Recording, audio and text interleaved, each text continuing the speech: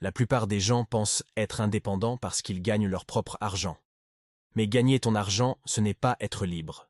Ce qui te rend dépendant ou indépendant, c'est qui contrôle ton argent une fois qu'il est à toi.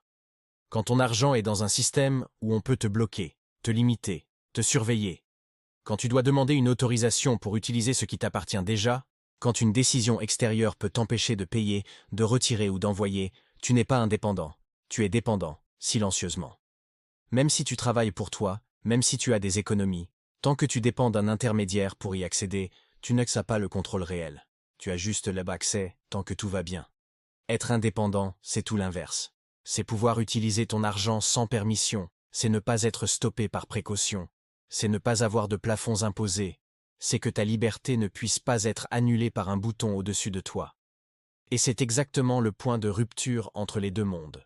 Dans l'ancien modèle, tu obéis aux règles du système, dans le nouveau modèle, ton argent obéit à tes décisions.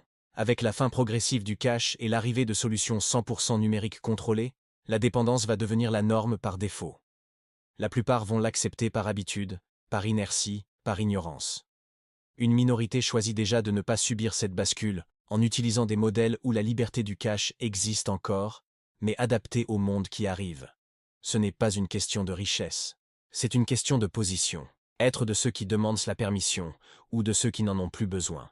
Si tu veux découvrir concrètement comment on reste indépendant dans le monde qui arrive, écris simplement « indépendant » en commentaire. Et je t'envoie les infos sans débat public.